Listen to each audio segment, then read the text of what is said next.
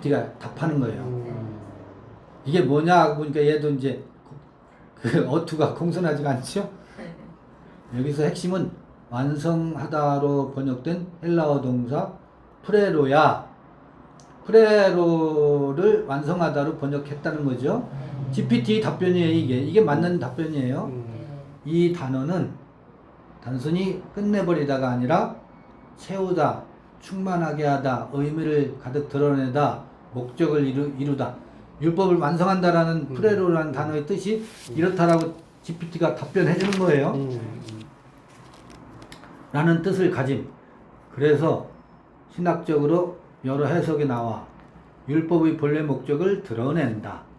예수는 율법 조항을 기계적으로 강화하기보다 그 중심, 정신을 강조해.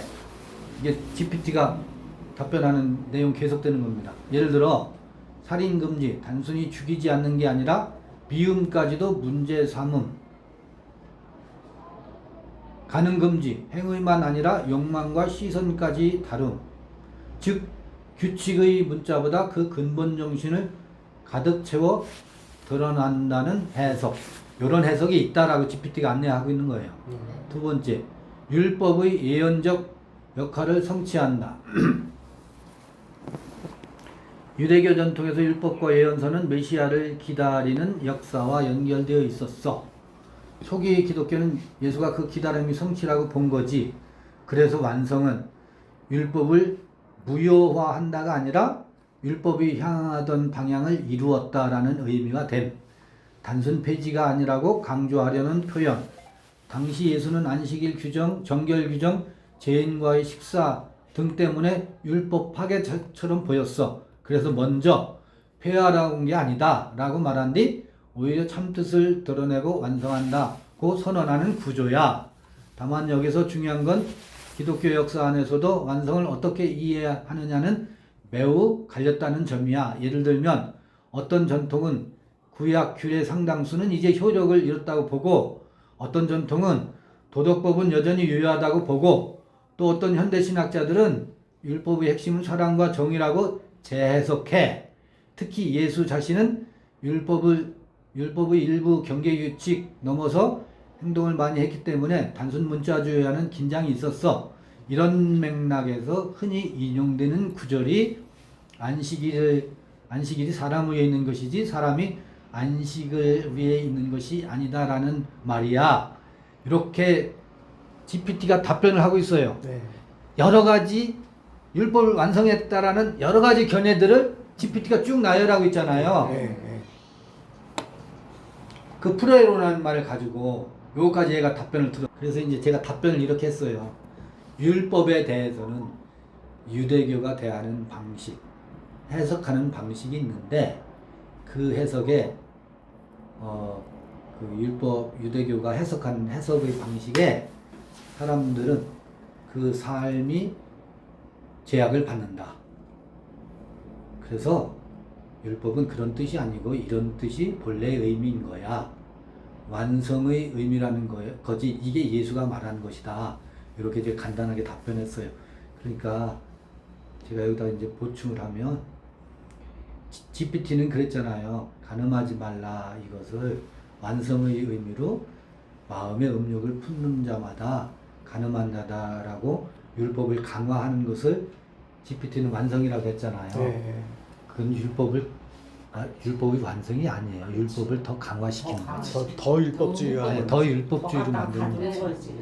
신율법주의. 더 율법해서 율법으로 손들게 만들기 위한 예수의 방식이지 그게 완성의 의미는 아니거든요.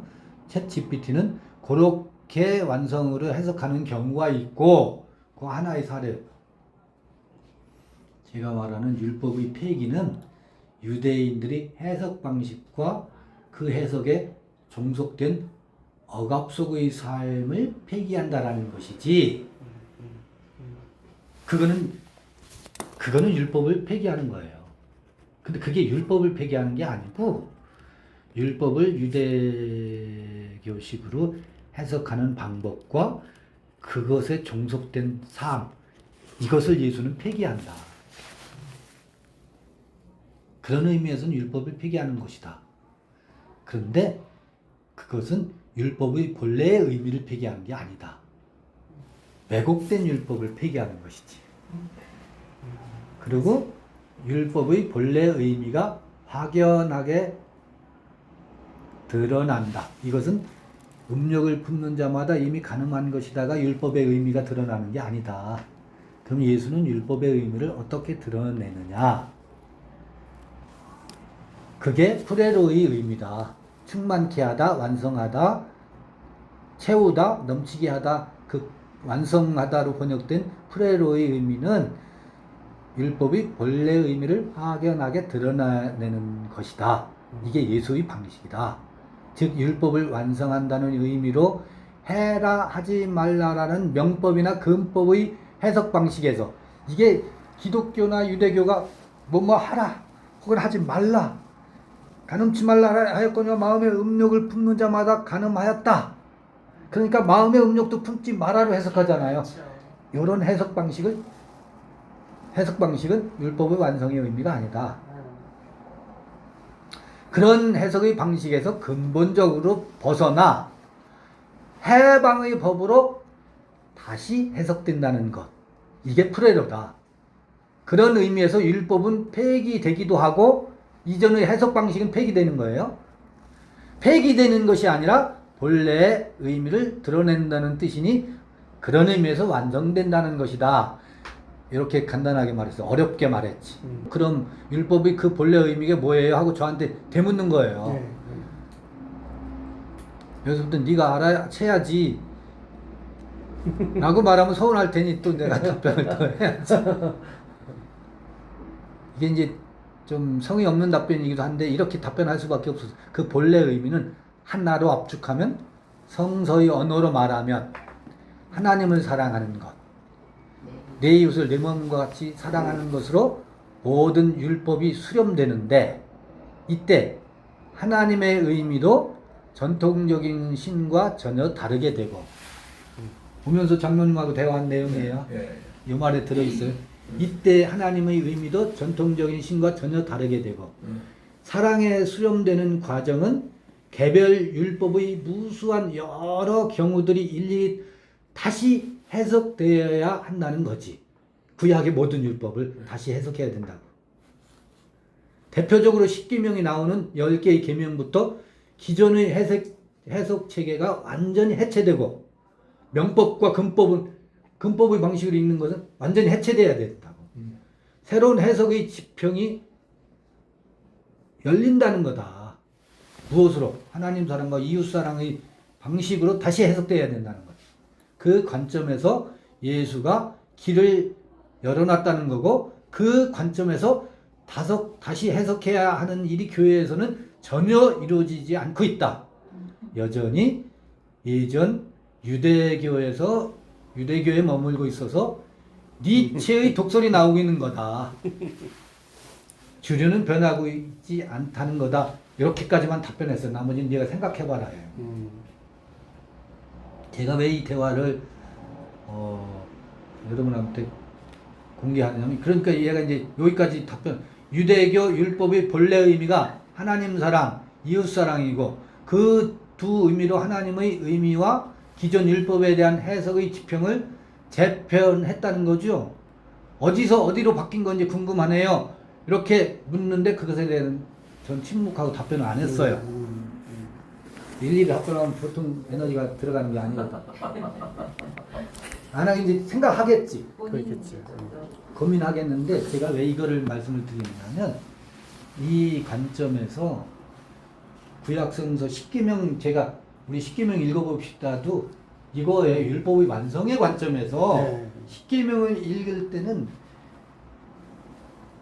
하라 하지 말라로 해석 안 돼요.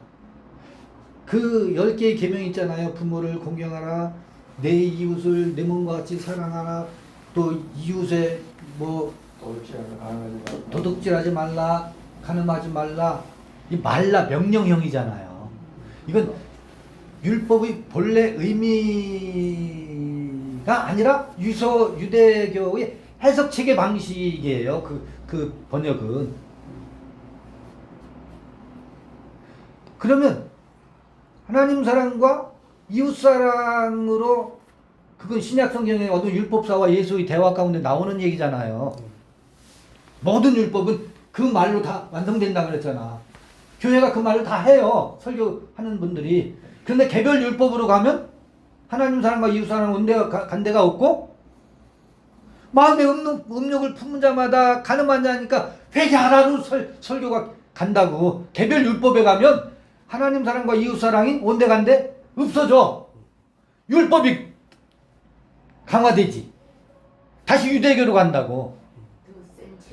네, 율법주의로 간다고. 채찍주의로 간다고요. 그러니까 율법이 대강령이 없어진다고.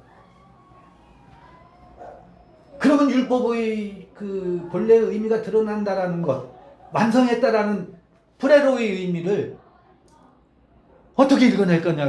그게 우리의 과제거든요.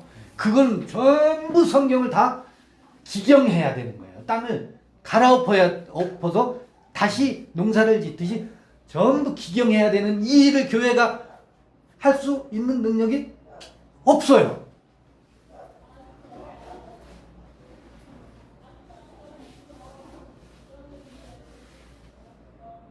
그래서 다시 읽으면 하나님 사랑과 이웃 사랑으로 전부 수렴이 된다는 걸 알게 돼 있거든. 그 율법을 읽을 때 법으로 읽지 않고 그 율법의 본래 정신과 의미를 찾게 돼 있어요. 거기에는 해라 하지 말라가 없다고. 이렇게 말하면 굉장한 비약이죠. 비약이 아니에요. 이걸 하나 써야 우리 딸한테 꺼버리네. 아니 저기 아니, 이게 영상을 듣는 사람과 현장에 있는 사람과의 차이니까 상관없어요. 이 일을 해야 돼요. 우리에게. 그 율법이 완성됐다라는 걸 지금 기독교인들이 너무너무 막연하게 예수께서 율법을 완성하셨다. 십자가에 못 박힘으로 율법을 완성하셨고 우리 죄를 도말하셨다라는 도구만만 있지. 개별 율법 속에 본래의 의미가 확연하게 드러나는 이 충만한 그 뭐예요? 개별 율법의 하나의 조항 속에 하나님 사랑과 내 이웃을 내 몸과 같이 사랑하는 것이 캐치프레이즈로만 있지 개별 율법 속에 그게 충만하게 드러나는 것으로 계시가 안 되고 있다고. 율법의 완성은 예수가 십자가에 달려서 우리 죄를 다 담당하셨다는 것으로 완성했다를 그렇게 해석만 하고 있잖아.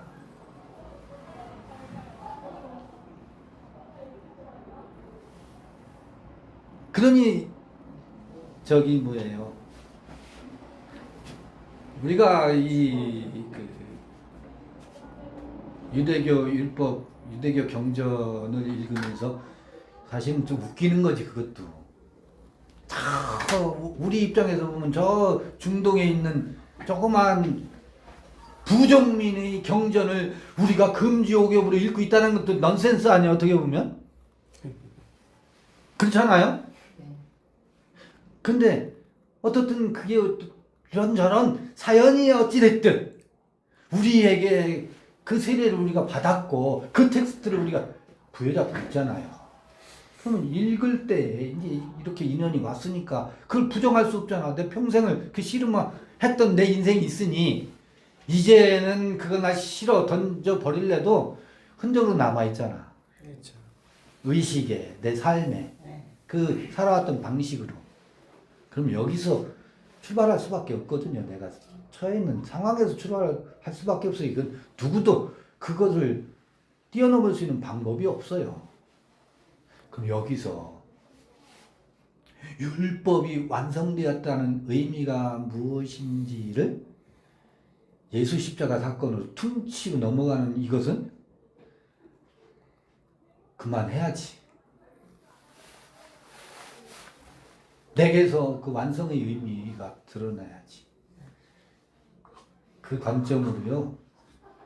타나크 구약의 소위 말하는 율법을 읽어봐 보세요. 거기 얼마나 명령과 명법과 근법으로 읽는 방식이 아닌 완성의 관점에서 읽을 때 그러면 그 뭐겠어요? 텍스트의 본래 의미를 찾아가는 거지. 모든 텍스트의 본래 의미 속에는 생명을 살림과 우리 부엌 살림도 살림이에요. 우리 오늘 밥 먹는 것도 육체를 살게 위해서 살림이에요. 모든 텍스트는 죽임이 아니에요. 살림에 있지. 살림에 있지. 우리 정신을 살리게 하고 풍성케 하고 그 살림 속에서는 지금 율법의 그 압축된 표현이 이게 도그마처럼 아주 캐치프레이즈처럼 앵무새처럼 그 대풀이 될까 싶어서 제가 쓰고 싶지 않은데 그 부득불 써보면 하나님 사랑과 이웃 사랑으로 압축되잖아요. 근데 하나님 사랑과 이웃 사랑이 지금 철저한 율법이 돼 있다고. 율법이 돼 있다고. 하나님 사랑도 율법이 돼 있고 이웃 사랑도 율법이 돼 있다고. 그래서 그 사랑이라는 말로 수렴된다고 해도 그걸 율법으로 읽네. 이게 문둥병이지, 우리 의식. 그럼 요거 깨내고서 하나하나 텍스트 읽을 때마다 생명과 사랑과 그 사랑이 여러분요 한번 생각해 보세요. 우리가 우리다워질 수 있는 것은 하나님에 의하지 않고선 불가능해요. 그런데 이때 자꾸 하나님의 사랑을 사도신경에서 고백하는 저 하나님의 사랑으로 환원한다. 저 하나님 우리를 사랑하셨대. 당신은 사랑받기 위해 태어난 사람이라고 그 노래를 부르면서 누구를 찬양해? 저 우상 하나님을 찬양한다. 근데 생각해 보세요. 내가 구원받을 수 있는 것은 하나님의 사랑 외에는 구원받을 수 있는 방법이 없어요. 근데 이것을 겉으로 표면만 들으면 저 하나님과 이 우리 안에 계신 하나님과 이게 하나님이라는 용어는 같은데 이게 의례껏 하는 말로 들려요. 의례껏 하는 말. 그래서 나는 하나님 사랑이라는 말을 잘 안 하려고 해. 근데 최근에 자 그렇다. 내가 나다우려면 내가 정말 기쁨과 감사하는 마음을 저는 가끔 이제 그 밥상머리에서 당신이 정말 음식이 맛있다. 맛있게 잘 먹었습니다. 그냥 그래 하는 거 말고요.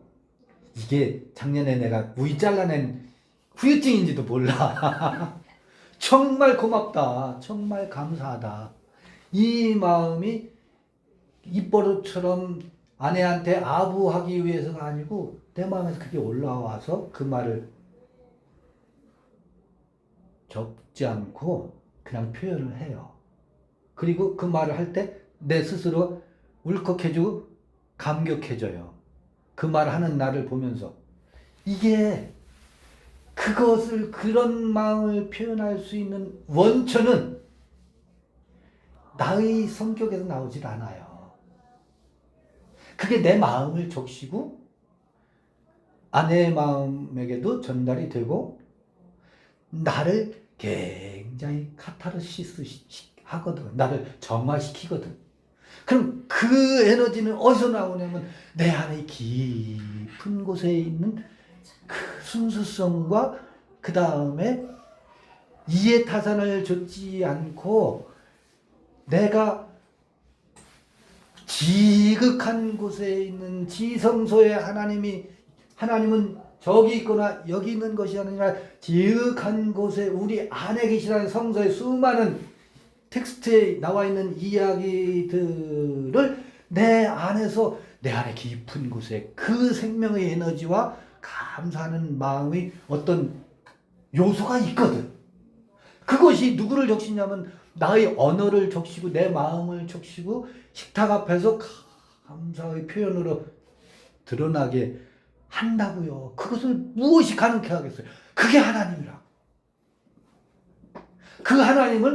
그 하나님이 그러니까 저 우주 만물을 창조하신 하나님 말고 내 안의 깊은 곳에 거룩한 곳에 지극히 거룩한 곳에 있는 그 마음이 그 하나님이 나로 하여금 나답게 만드는 근원이요 에너지잖아요. 그게 나를 적신다고. 그게 나를 만들고 나를 창조한다고. 그 에너지가 나를 기쁘게 하고 나를 행복하게 하는 이것을 볼 때 본래 나는 그렇지 못하거든. 성격 까탈스럽고 예민하고.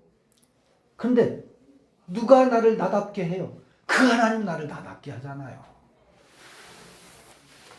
근데 이거를 자꾸 무엇으로 헷갈리냐면 저 하나님이 우리를 어떻게 해줬으면 요 두 하나님의 싸움이에요. 이게 아브람 때는 저 하나님이에요. 아브람 때는 저 하나님에게 의탁한다고요. 아브람의 시기가 끝날 땐 저 하나님을 보고서 뭐해요? 하나님도 참 웃기셔라. 그 하나님과 결별할 때가 와요. 그리고 어떤 하나님? 나를 창조하시는 하나님, 나를 나답게 만들어가신 창조하신 하나님과 만나간다. 그 부분에 대해서 알아듣긴 하는데 그걸 어떻게 차이점을 뭐라 말해야 될까? 내가 이제 그 부분에서요. 그 감사, 진짜 너무 삶이 감사할 때가 있잖아요. 네. 너무 힘들 때가 있잖아. 이제 알았어. 이제 여기를 통해서 알았는데 그걸 자꾸 바깥을 찾게 되는 거예요. 네. 감사를 좀 하고 싶은데 어디다 대고 하냐고. 이제 예를 들어서 내 안에 아까 지금 말씀하신 그 부분에 대해서 내 안에 있는 하나님한테 이게 감사를 맞는 거야. 저기는 이제 아니라는 걸 알았으니까. 자, 이게 뭐냐면 제가 말씀드릴게요. 내가 한번 그랬더니 우리 집사람이 뭐라 하는지 아세요? 그러니까 나한테 고맙다고 하지 말고 하나님한테 하라고. 저 하나님께 감사하라고. 자기가 그 감사한 남편의 감사한 마음을 자기가 채먹는 것 같아서 민망했나 봐. 저 하나님께 감사하라는 거야. 다 그렇게 하죠. 영광을 가르친다. 나는 또 그 아내의 마음을 다치지 않게 하려고 그 하나님은 우상이고 이 하나님이 참 하나님이야. 거기서 설교 들어가면 그 아내가 또 상처를 받을 거 아니야. 그러니까 나는 어떻든 그 하나님께도 감사하지만 나는 감사하다고 당신에게도 감사하고 나 자신이 누구를 대상으로 해서 누구에게 감사하려고 하는 이거 있잖아요. 이거 아니에요.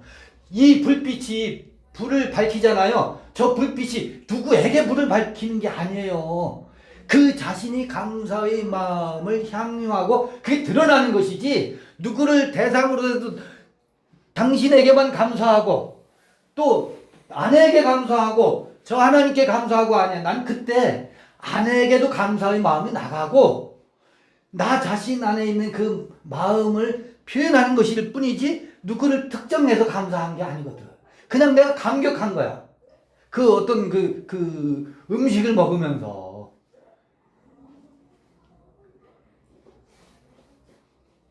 그냥 그게 표현이 감사하다. 근데 그건 아내는 구분하지.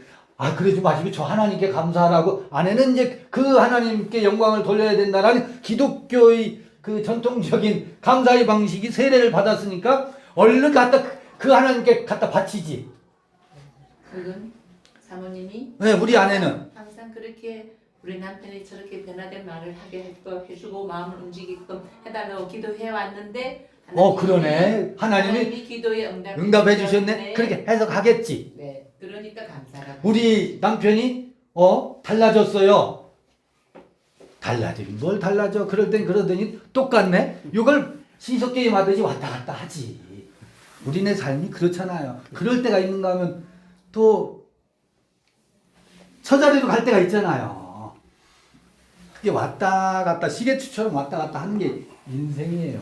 이때 누구를 대상으로 해서 나는 그러면 내 안에 지극한 곳에 지성소에 계신 하나님께 난 감사할래.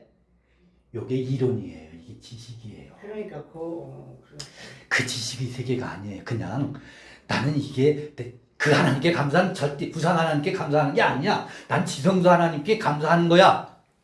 요게 교만이고 장난이야. 머리가 장난하는 거야. 그 하나님이다. 이 하나님이다. 구분도 없어. 그냥 나는 그냥 기쁜 거야. 감사할 뿐이야. 이거 누구에게 감사하는 경계 이런 거를 만들지도 않아. 그러니까 내가 지식 그냥 그런 거예요. 근데 우리는 자꾸 구분하려고 그러지. 내가 지식과 이론에 지금 딱 그 자리에 있는 거야. 지금 이제 배워서 듣고 이제 아는데 맞아요. 실제는 안 돼가지고 이만 헷갈리는 거야. 그래서 지금 딱 그런 얘기가요. 네. 중요한 얘기. 그 여정이에요. 네. 이 여정이 우리의 인식작용과 그게 여정이에요.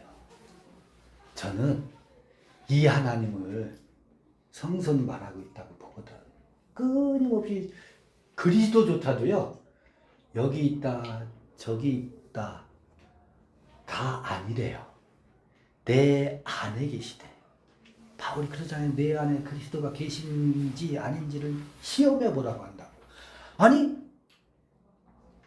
봐요.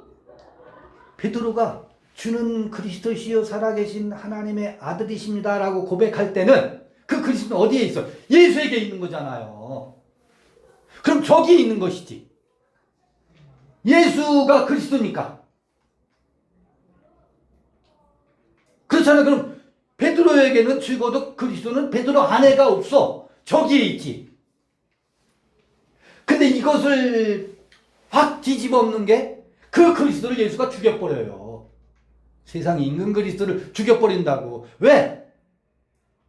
요한복음 21장에 가서 베드로 안에 있는 그리스도를 베드로에게 안내하기 위해서 밖에 있는 그리스도를 죽인다. 그 죽이는 걸 누가 죽여요 그러면? 예수가. 예수가 죽이는 내가 죽이는 게 아니라 환경을 통해서 이제 죽여나가는 예수가 죽는데 베드로도 함께 죽어. 베드로의 그리스도가 같이 죽는다고. 밖에 있는 그리스도가 죽으니 베드로가 당신이 그리스도이십니다 라고 하는 그 예수가 죽으니 그 그리스도도 죽어버리지. 그러면서 그리스도는 여기 있거나 저기 있는 게 아니었구나. 내가 그동안 속았구나. 착각했구나. 그리스도는 안에 있구나. 이거를 베드로가 발견하게 되지요. 그러면 그 안에 있는 그리스도는 뭐냐고요? 안에 있는 그리스도가 지금 이게 또 뭐냐고. 이게 지금 막혀 있어요. 고백만 있지. 나는 죽고 그리스도만이라는 십자가 갈라디아서 이제 읽어가겠지만 그리스도와 함께 십자가 못 박혔대. 그리스도도 십자가 못 박혔다고 그러죠. 사람들은 이래요. 예수가 십자가에 못 박히고 그리스도가 살아나셨다라고 생각하고 있어요. 그렇지요? 예수와 함께 죽고 그리스도와 함께 부활했다라고 생각하고 있어요. 천만에요. 그리스도가 죽었어요. 예수 그리스도가 십자가에 못 박혔다고. 어떤 그리스도? 세상의 임금 그리스도. 베드로가 생각했던 그리스도가 죽었다고. 그러니까 내가 우상을 섬겼던 그 그리스도가 죽었다는 거잖아요. 그렇죠. 그럼 난 이제 그걸 알았는데 그럼 죽은 거야 안 죽은 거야 그러면 더. 내가 중요한 사건이야 이게. 그게 단회적으로 이렇게 일어나는 게 아니라 일생 통해서. 근데 그거를요 제가 태안에서 산속에 살면서 그런 경험을 수도 없이 했는데 지금 내 시체가 뭐냐요. 그때 진짜 나는 아무것도 아니고 하여튼 지금 그 말씀하시는 것들을 여기 영상 보면서 그런 사건을 내가 많이 당했는데도 결국 돌아보면 또 그 자리에 와 있는 거예요. 그때뿐이야. 며칠뿐. 네. 이제 갈라디아서 하면서 저도 그래. 갈라디아서 읽어가면서 그런 부분을 묻고 읽어보고 또 묻고 해보자고요. 그 부분을 저는 그런 과정을 우리 남편과의 삶 속에서 수도 없이 경험해요. 내가 좀 벗어났네 했는데 날짜 도루묵이네. 또 그 자리에 계속 왔다 갔다. 그러니까 내가 저도 그런 안 게 죽은 있어요. 거야. 내가 안 죽은 건데 죽은 거는 지시가 이론만 죽었지 네. 실제 하나도 안 죽은 거예요. 그래서 이 얘기가 참 중요한 건데 그냥 거기에서 막 부딪히는 거야 지금. 너무 부딪히는 이제 이게 이제 근데 자꾸 그걸 어떤 답의 형태로 찾으려고 하니까 난 답을- 완전해야 되거든. 답의 형태로 찾으려고 하니까 거기서 내가 그 안에 더 말려드는 것 같아. 저도 느껴보는. 저도 이게 성격이 약간 완벽주의적인 성향이 강해가지고 그러면 내가 이 정도까지 노력했는데 내가 원하는 어떤 단계의 모습, 완벽한 모습, 남편을 대할 때에 이 정도는 다르고 좀 더 세련되고 멋지고 더 품어주고 이해하는 모습으로 대할 수 있을 것 같은데 그런 모습이 안 나와. 안 돼서. 그 떨어져 있을 땐 그렇게 대해야지 하는데 얼굴 보면 아이고 왼수 이게 네. 나온다. 아니에요. 이게 되지. 아니에요. 나는 그게 내가 노력해서 한 게 아니고 어떻게 다다 그런 뭐 생각하는 막 이가 뭐라고 할 때도 아무렇지 않은 상관없는 세계 같은 거 나 엄청 많이 이뿐만 아니라 삶 속에서 경험을 했는데도 지금 이 자리에 또 있는 거예요. 그럴 때 내가 너무 실망스럽고 도대체 이게 뭐냐. 그건 내 속에 뿌리라는 게 있기 때문에 그 뿌리를 다 뽑아내고 제거하는 과정들 그런 과정이라고 저는 그냥 이해하고 있는 거지. 아 모르겠어. 나는 이건 미국 처음 저거지 말게 그래서 그걸 성경에 그렇게 기록해 놓지 않았을까? 베드로가 하나 TV에다가 곡식으로 갈래. 예수 죽으니까 나 인생 다 포기하고 이제 실망해가지고 나 고기 잡으러 갈 거야. 고기 잡으러 갔는데 그분이 오시잖아. 바닷가에 나오라고. 그래서 아침 저번 먹이고 그때 물어보는 이제 그 시점이 베드로가 다시 이제 거듭나는 대전환이 이루어지죠. 대전환이 이루어지는 건데 우리가 계속 죽음에 가든지 당신이 쫓든 내가 쫓든 그분이 완전히 우리 시야에서 이제 없어져. 나는 완전히 이제 아무것도 아닌 상태 됐을 때 본래대로 돌아가는 거지. 본성으로 돌아갔는데 그분이 다시 찾아오는 그 만남이 이제 이루어져야 되는 거지 나한테서. 아니 이론적으로 말하자면 지금 내가 이제 밖에 하나님이 없어졌단 말이에요. 이제 언젠가 문자를 말씀드린 이제 내 안으로 들어왔다고. 그럼 나는 밖에 하나님이 베드로 고백한 그 하나님 죽었잖아요. 그럼 나도 죽어야 되는데 왜 안 죽었냐 이제 나도. 지금 이제 도대체 죽었다라는 이야기가 뭐냐거든요. 네. 아까 율법을 완성케 한다라고 할 때 프레로라는 단어를 썼다고 그랬죠. 그러니까 이전에 유대교가 율법을 읽고 해석하는 방식은 명법과 근법으로 해석해서 사람들을 통제하고 사람들을 핸들링했다고, 규제하고 지배하고 다스리는 방식 수단으로 썼어요. 모든 교회가 조직을 끌고 가려면 그 방식이 아니면 끌고 갈 방법이 없어요. 통제하려면 통제 시스템으로 가지 않으면 하나님을 사랑하다가 율법이 되어야 사람들 통제할 수 있어요. 자, 봐요. 그런데 그 율법이 예수께서 뭐 했다고요? 완성했다는 말이 뭐라고요? 완전케, 충만케 하다. 충만케 하다, 완전 나로 완전케 된 거잖아 말하자면. 잠깐만요. 네. 봐요. 율법의 본래 의미가 드러나게 하는데 본래 의미가 드러난다는 것은 사랑의 의미로 드러날 거냐 아닐 거냐. 근데 명법에는 사랑의 의미로 드러나지가 않아요. 그러면 이 명법 근법으로 대하던 율법을 읽고 해석하는 우리의 삶을 살아가는 그 방식에 대해서 죽는 것이 율법에 대해서 죽는 거라고요. 나는 죽었는데 아무리 주장해봐야 소용이 없고, 갈라디아서 말하는 것은 내가 무엇에 대해서 죽었다고? 율법을 남편으로 대해서 살던 방식에 대해서 죽었다라는 것이지, 감정적으로 난 그래 그리스도와 함께 죽었어, 내가 그건 분명해, 이거는 말이야. 내가 죽었다라는 것은 율법에 대해서 죽었다는 거라. 그러니까 율법으로 해석하는 방식, 그 다음에 삶과 관계에서 율법의 방식으로 사는 태도, 이게 죽어야 죽은 것이지, 이 태도는 여전히 살아있으면서 나는 죽었다라고 주장해봐야 죽은 게 아니라고. 죽었다라는 말은 뭐냐면 율법에 대해서 죽은 것을 죽었다고 하는 것이지. 그러니까 율법이 안 나와야 돼. 내 삶 속에서. 잘 한번 생각해 봐 보세요. 네. 근데 나는 죽었다고 말하는데 실제로는 당신 왜 네, 정제 삶이 그 모양이야. 뭐 그 순간 율법에 대해서 살아있는 거거든. 나는 죽었다고 말을 했는데 그 순간은 율법에 대해서 내가 뭐 하고 있어요? 율법을 기준으로 삼고 있잖아. 율법을 남편으로 삼고 있잖아. 그래서 내가 죽었는데 왜 이러냐고 말하는 것은 율법에 대해서 죽은 게 아니고 죽었다는 주장만 있는 거지. 맞아. 타인에 대해서 정제가 안 나와야 방식을 되고. 고집하거나 하는 것도 없고 네. 그가 나에 대해서 그렇게 그렇죠. 하더라도 그는 기분 안 나빠. 정죄받지 않고. 정제 안 받고. 정죄 당하는 것은 응. 내가 율법에 대해서 죽은 게 아니라 율법에 대해서 살아있기 때문에 맞아요. 비난으로 느껴지는 거야. 그러니까 내가 죽었는데 죽은 게 아니기 내가 뭐 하는 짓이지? 라고 또 나를 정죄하잖아요. 그게 뭐냐면 율법에 대해서 죽었다라는 갈라디아서 2장 20절을 율법에 대해서 죽은 게 죽은 거거든. 그런데 그리스도와 함께 죽었다는 신앙 고백과 배운 것 가지고 주장만 하고 있는 거야. 우리가 죽었다는 말은요, 율법에 대해서 죽었다는 말이거든. 그럼 율법에 대해서 죽었다는 말은 율법을 해석할 때도 명법과 근법으로 해석하지 않고 율법이 본래 의미를 해석해낼 수 있어야 율법에 대해서 죽은 자요, 율법의 본래 의미를 프레로 하게 된다. 갈라디아서 읽어 나갈 때 그것을 읽어내 나가면 지금 그 고민이 해소될 거예요.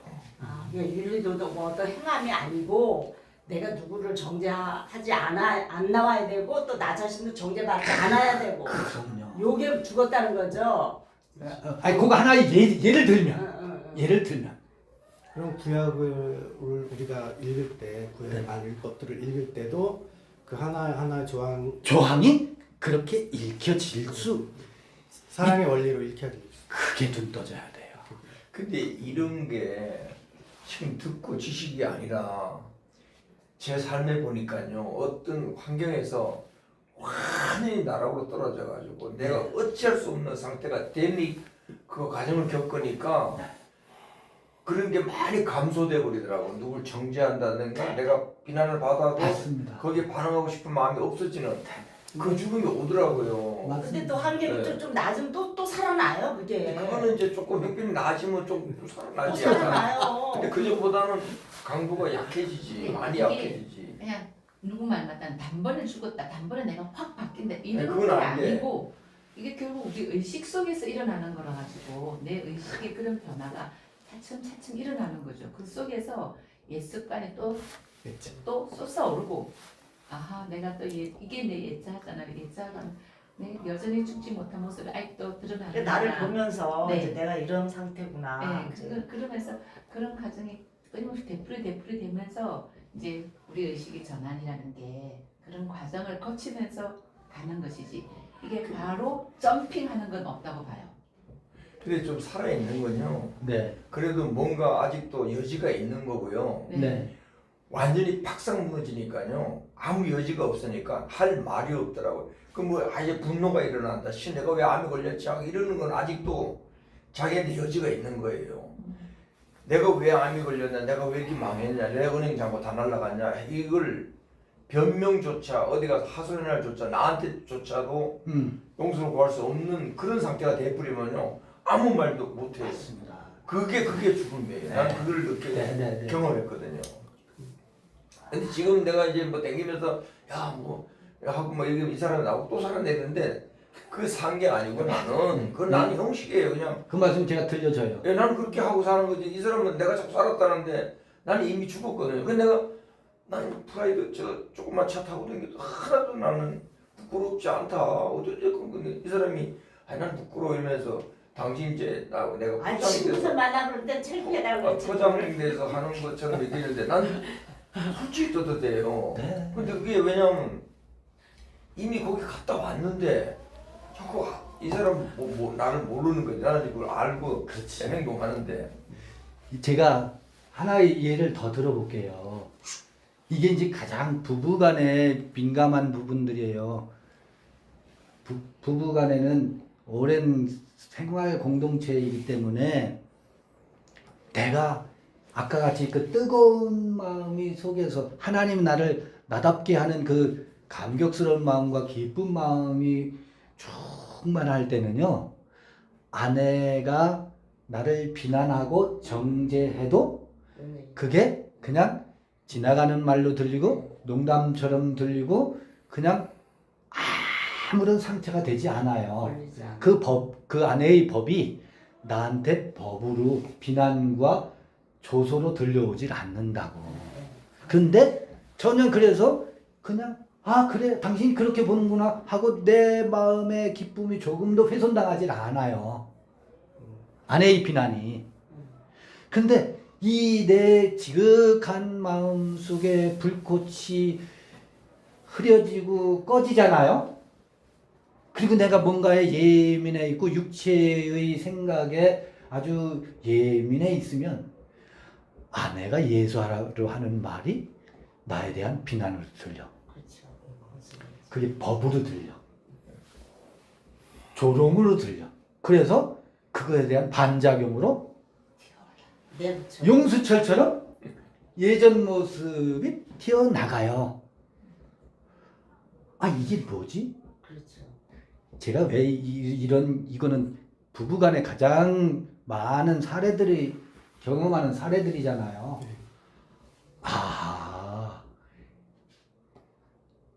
율법의 대강령은 사랑이라더니 내 안에 그 하나님의 사랑과 이웃 사랑이 충만하면 모든 비난도 비난으로 들리지 않고 사랑으로 덮어지고 이웃 사랑이 완성이 되는구나.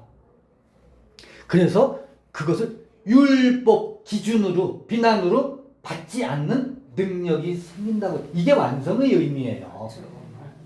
이게 사랑이 율법이 완성의 의미라고. 그 사람을 얘기하는 거지. 완성. 이게 프레로라고. 그러니까 우리가 이제 그 시계추처럼 여기로 왔다 갔다 하는 것은 저녁이 되면 아침이 되고 저녁이 되면 아침이 되는 것은 생명의 에너지의 흐름이기도 한데요. 이 그 지극한 곳에 있는 하나님과 만나는 시간이 있고 나가서 생업에 분주하느라 그 하나님하고 약간 그러나 그 하나님 없어지지 않는다고. 베이스에 늘 있지. 약간 나 출근하고 올게. 이것도 적절한 표현은 아니에요. 그런 게 어딨어. 사실 그런 게 어딨어. 그러나 현상적으로 그런 것은 있더라. 근데 어떻게 했어요? 이게 온전을 향해서 가는 거죠. 조금씩.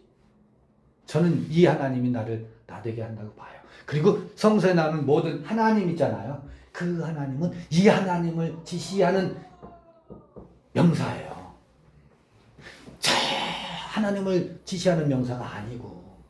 그래서 우리가 하나님 하면 저 하나님으로 자꾸 가니까 내가 하나님이라는 말을 쓰지 않으려고 한다고. 근데 이 하나님을 써야 돼. 무엇으로 형용하겠어요? 하나님이 우리를 나답게 하고 하나님은 우리를 구원한다고. 그래서 하나님 사랑이에요.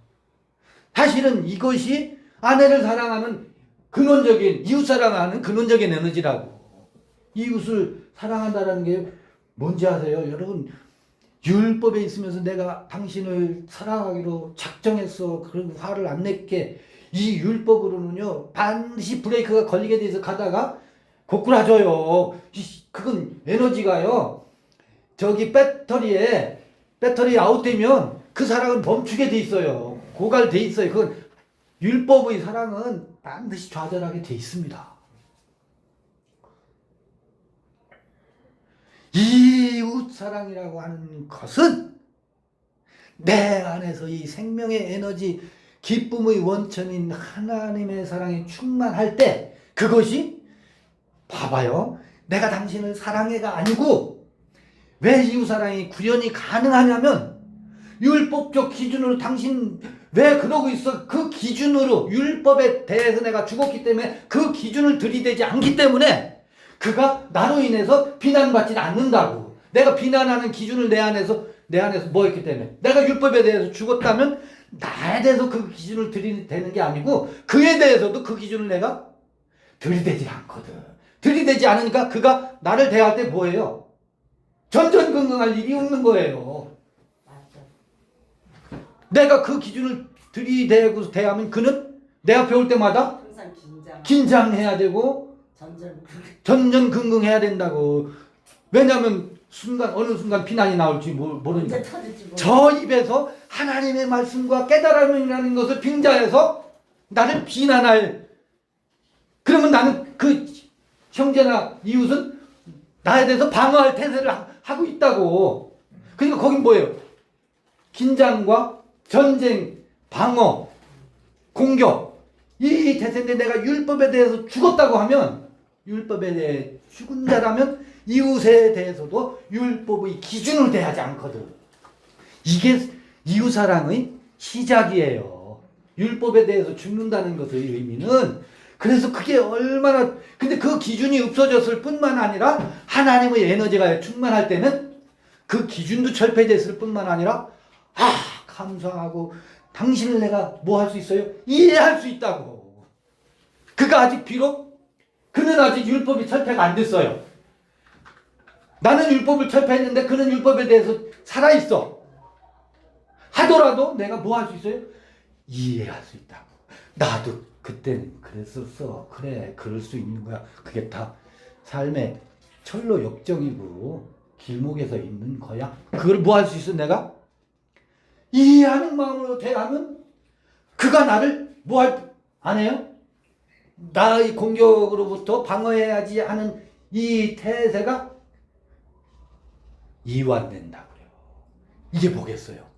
하나님 사랑과 이웃 사랑이라고. 이게 율법이 본래 의미가 드러나면 그 흐름으로 가게 돼 있지 않겠어요?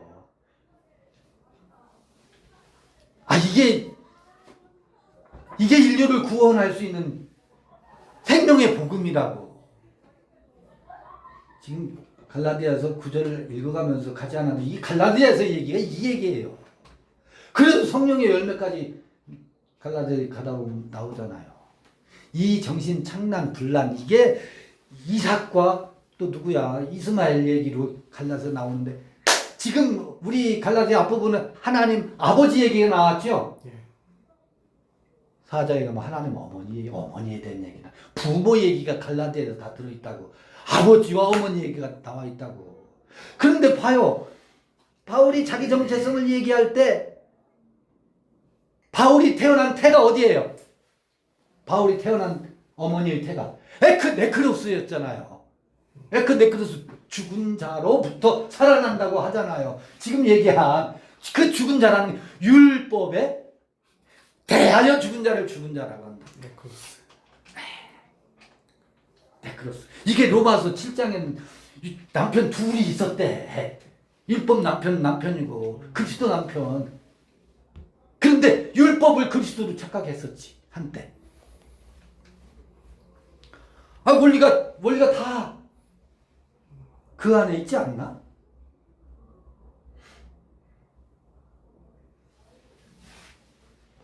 잠깐 쉬었다가 이제 본문을 가보죠. 이거 가부터 이거 잠깐. 이제는 이거 할 때 네. 안 켜져.